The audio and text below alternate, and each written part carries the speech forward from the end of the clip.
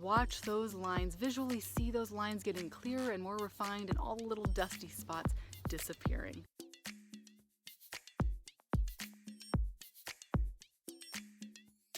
When I was in school, I used to have these assignments to color maps of all over the world. So it'd be like a US map, and then it would be like a Europe map, and then it would be like a map of all of the counties in California, stuff like that. And way back when I was in school, the way that these printed worksheets of these maps happened was not just like a really high definition thing that you print out on the computer or even coloring it on an iPad like a lot of times kids probably do today in those classes. They're just like tap and then boom, the whole state turns a color and it's done. Back then, teachers would get these workbooks, and in the workbook was like all of these things that you would Xerox. And Xerox was basically a really crappy copy machine that was state of the art at the time and amazing, and a lot of times the ink was purple. Now, by the time I got to high school, the ink of all of these copies was finally black, which felt a lot cleaner. But when things had been copied so many times, and then teachers start making like copies of the copies, each one of those new generations of this printout would get like crustier and dustier than the last one. So now every little speck of dust or everything that sheet picked up before is now being copied, and all the new ones have that. And my teacher would give extra credit to whoever in the class had the best map, and we had to color a map. It was due every single Friday, and I almost every single week got the extra credit for having the best colored map. Now, I am pretty good at coloring. I've loved it since I was a little kid. But what made my maps different than everyone else's is that I would scan, because by this time I was in high school, so we had scanners and I had a computer and all of that. I would scan it, I would put it into paint, and then I would use the white paint tool, and I would paint white over all those little dusty, crumbly, crudly little things that had been accumulated over the years. And also, like, all the lines get fuzzier and fuzzier and fuzzier with each new copy. And I would take that white paint and I would paint along the edges, and I would make those lines clearer and crisper. Then I would print my new version, and then I would color it.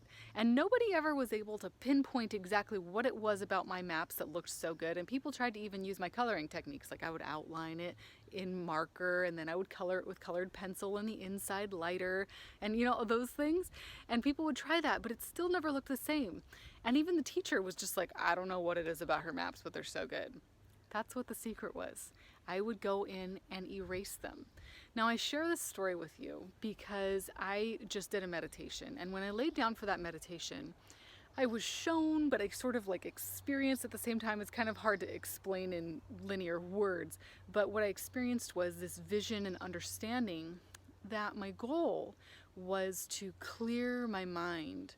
And all the little things that pop up, you know, people say like, don't judge whatever enters your mind, just release it and let it go. Yeah, absolutely. For me, I'm a pretty visual person. And what I saw was, my mind was like that map. And what I was going in to do to clear it was to bring that eraser tool or that white paint and paint over all those little black crudlies that had accumulated over time.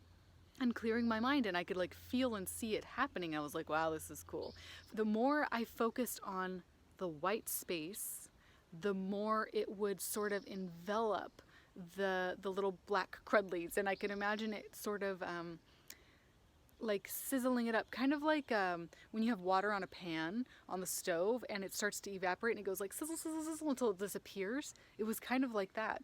But what I noticed is that if I focused on the little black crudlies, all the little like thoughts in my mind and little things that I had picked up, you know, energetically, or things I had seen or thought about earlier, whatever it was, past memories, if I focused on those, they actually started to expand. The little crudlies and fuzzy stuff got bigger. The lines around the borders of each of those states or countries on the map, they were getting bigger and fuzzier instead of more defined. And so I was like, whoa, like we've got some real power here. And that really lends to this idea that what you focus on expands. And now I had a visual representation of it. So now I'm thinking about my life. And what I've got, I'm in the middle of a lot of transitions right now. Like my partner's switching jobs. I am getting clearer about what I am doing with my life, because I've had a lot of crudlies that I keep holding on to because I've been feeling like I should. And I've been getting clear about that, going through a lot of integration stuff in my life.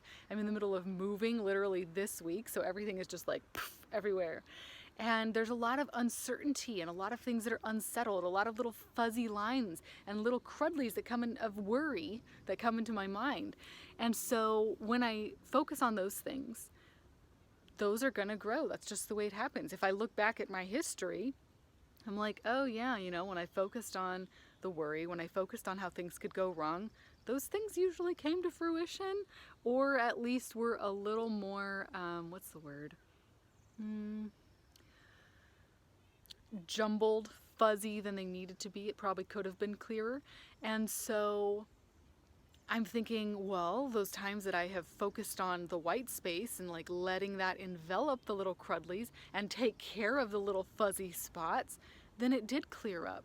So that's what I'm going to be focusing on this week as I go through all of this uncertainty and let all of the chips fall, if you will, or the puzzle pieces line up. And I'm just going to stay crystal clear on what I do want and allow the universe, God, life, source, whatever word feels good to you. I like life, love, light.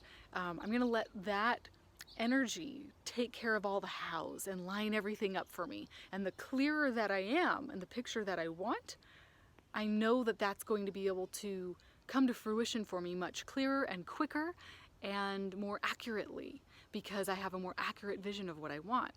And then, of course, to keep that clear, accurate vision, I need to make sure I'm focusing on the white space, what I do want, so that it kind of envelops the little crudlies of worry.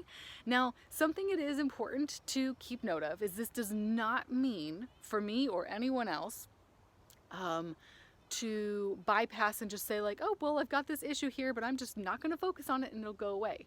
No, it's saying I'm going to focus on the light that I do want, identify there is a little crudly here, there is a little fuzzy black spot here of dust that got copied at some point, and I will acknowledge that it's there.